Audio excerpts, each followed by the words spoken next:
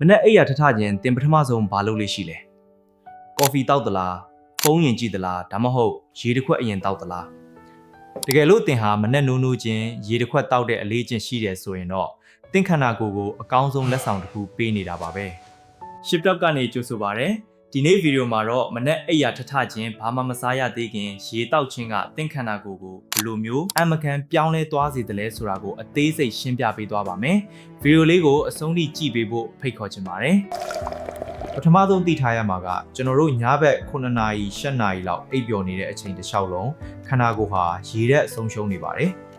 မနေ့နိုးတဲ့အချိန်မှာခန္ဓာကိုယ်ဟာရေငတ်နေတဲ့အခြေအနေမှာရှိနေတာပါ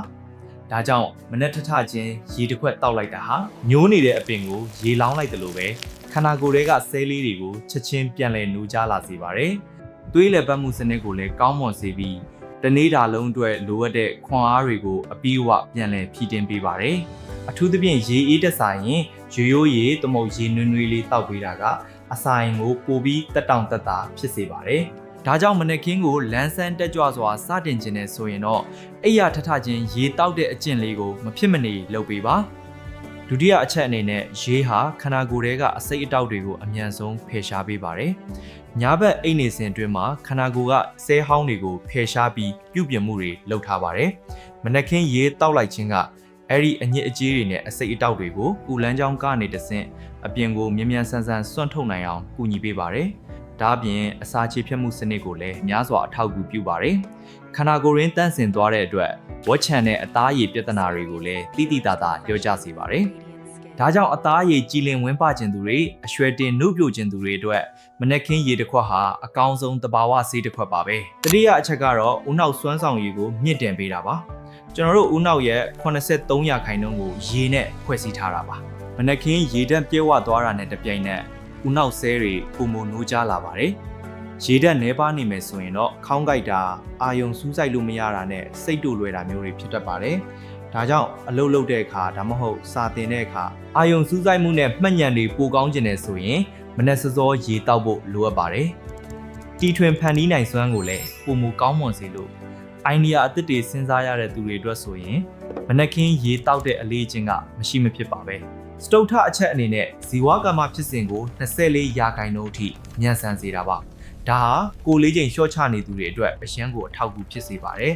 အစာအိမ်ထဲကိုရေရောက်သွားတဲ့အခါခန္ဓာကိုယ်က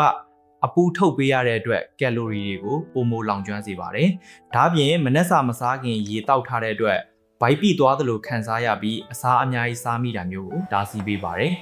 အချိုစားခြင်းစိတ်ကိုလည်းရှော့ချပေးနိုင်တာကြောင့်စီးကျိုယောဂဖြစ်ပွားနိုင်ခြေကိုပါကာကွယ်ပေးနိုင်ပါတယ်။ဝိတ်ချခြင်းသူတွေအနေနဲ့ရိုးရိုးရည်တွေကိုတံပြာရည်လေးအနည်းငယ်ညှစ်ထည့်ပြီးတောက်ပေးမယ်ဆိုရင်တော့ပိုပြီးထိရောက်မှုရှိစေမှာပါ။နောက်ဆုံးချက်ကတော့ကိုယ်ခံအားစနစ်ကိုတိဆောက်ပေးခြင်းပဲဖြစ်ပါတယ်။ရေဟာပြန်ရည်ကြောစနစ်ကိုညီညွတ်မျှတအောင်ထိန်းသိမ်းပေးပြီး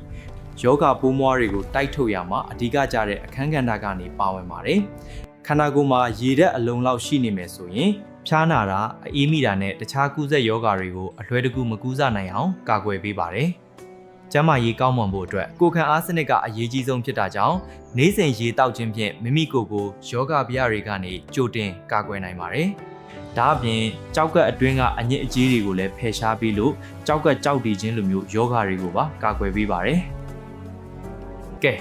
ဒီလောက်အကျိုးကျေးဇူးတွေများတဲ့အလေးကျင့်ကောင်းလေးကိုမနက်ဖြန်မနက်ခါစပြီးစမ်းလုပ်ကြည့်ဖို့အကြံပေးတိုက်တွန်းချင်ပါတယ်။အလွယ်ကူဆုံးနည်းလမ်းကတော့ညအိယာမဝင်ခင်ကတည်းကကတင်ဘေးမှာရေတစ်ခွက်အသင့်ပြင်ထားလိုက်တာပါပဲ။သင်ခန္ဓာကိုယ်ရဲ့ပေါ်ပါလန်းဆန်းလာတဲ့အပြောင်းအလဲကိုရက်အနည်းငယ်အတွင်းမှာပဲတိတိတသာခံစားရပါလိမ့်မယ်။ဒီဗီဒီယိုလေးကသင်အတွက်အကျိုးရှိတယ်ဆိုရင်နောက်ထပ်ကျန်းမာရေးဗဟုသုတတွေအတွက် Shift Up ကို Subscribe နဲ့ Follow လုပ်ထားဖို့မမေ့နဲ့နော်။ဗီဒီယိုကိုအဆုံးထိကြည့်ပေးတဲ့အတွက်ကျေးဇူးတင်ပါတယ်။ကျမ်းမာရှင်လန်းတဲ့နေ့လေးတစ်နေ့ဖြစ်ပါစေလို့ဆုတောင်းပေးလိုက်ပါရစေ။